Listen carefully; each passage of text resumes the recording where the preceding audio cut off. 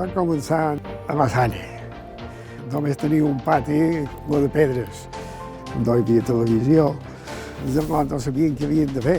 I ens va posar dues canastes i au, jugueu. I aquí van començar a jugar. Va començar la setmana justa, que havia vingut de Meló, en aquest pati de la Salle, que ja estava empedrat, va col·locar 2 cestos i els lots començaven a jugar.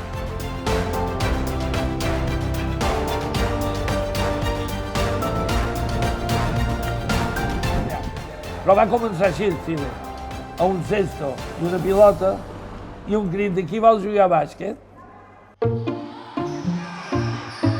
Jo no vaig veure dutxa mai.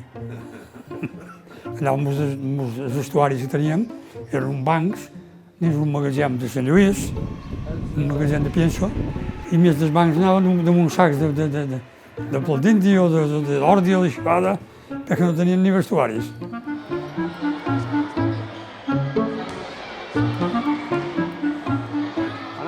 Manolo! Hi havia bàsquet per tot. Jugàvem amb un balde de pintura de ferro, com a canasta, aquí darrere, enmig de la carretera.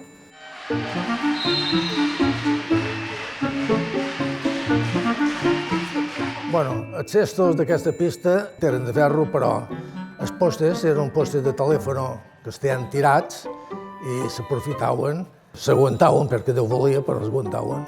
El problema era que había temporales con mucho viento y se caían. Y se doblaban los aros y luego ya una vez que estaban doblados ya no se cambiaban. A raíz de todo esto, pues teníamos que colaborar todos. ¿Qué pasó? Pues que teníamos que venir, tuvimos que trasladar toda la pista. Ya has visto las maderitas, hubo que borrarlas absolutamente todas, tablita a tablita, borrarlas todas sin afectar a la madera. Y luego trasladar la pista pues 1 metro para que la grada pudiera ver toda la pista. Lo primero que tuvieron que hacer era comprar pinturas, poner las líneas del campo, porque jugábamos nosotros sin líneas absolutamente, no habíamos jugado nunca con una línea. El que sí recordo més de tot això era l'aventura de partir en vaixell d'aquí a Alcúdia. Nosaltres van sortir els americans, van dir, quines pilotes que duen aquests. Nosaltres en aquell temps, les pilotes eren de cuero, pesades i juntes, i anaven formades, i aquests duen les pilotes i allò botaven. Jo en recordo un que vam partir a les 2 a Ciutadella i vam arribar a les 8 a Alcúdia, banyats d'aigua per tot, perquè l'aigua el garnaven al barco. Quan van ser l'hora de començar, els americans diuen, no, hem de jugar amb pilota d'ells, l'americana, oh, que mare de Déu, no hi hem jugat mai amb pilota d'aquestes. Arribat a Alcúdia, anar a deixar els trastos a sota la Palma i partir a jugar a Solla. I pujaves al coll de Solla, que si no havies marejat amb el barco, havies de...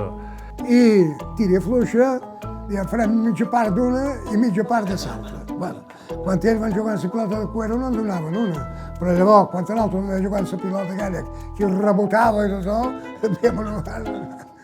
I allà tenc un record d'un company meu, en Cisco Castelló, que li deien al president, Don Miguel, hay un negro. Hi havia un negre de la base que jugava i aquell home estava com a mig regirat. I ens van guanyar de 12 a 0. No. Mira què érem llavors, aquells. Però això va augmentar. No és lo important el fer cantar, lo important es enseñar, es aprender. Sí, esto como es gratuito funciona muy bien.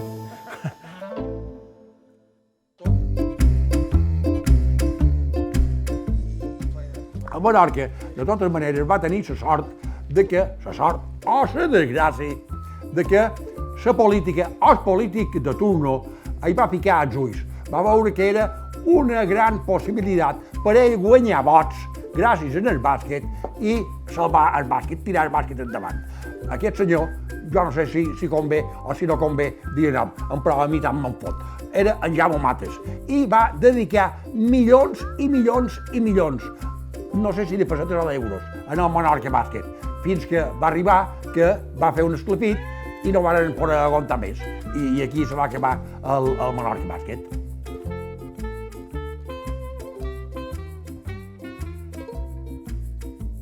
Chaval muy introvertido, pero mucho, pescoso, así como pedrojito y tal.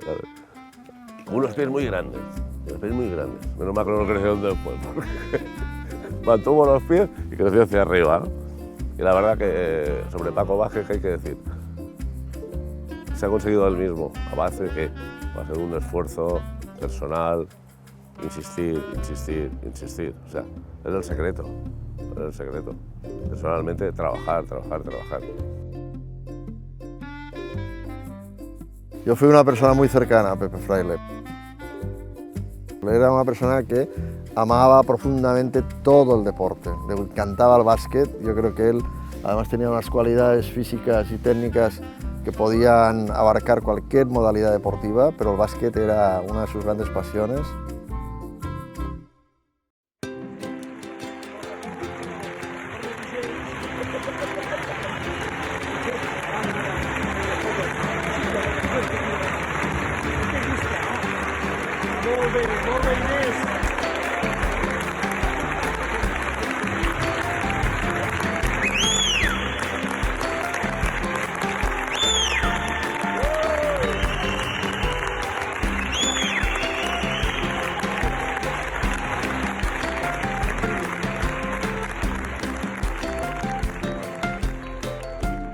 PDV siempre abarcó mucho espacio porque el PDV no tan solo participó en la máxima liga española del básquet femenino, sino que estuvo también en las competiciones continentales, en la Copa de la Reina.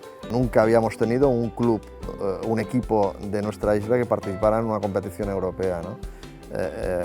Fue algo extraordinario y yo creo que los medios de comunicación le dieron la relevancia que le tocaba a un club como el PDV, ¿no?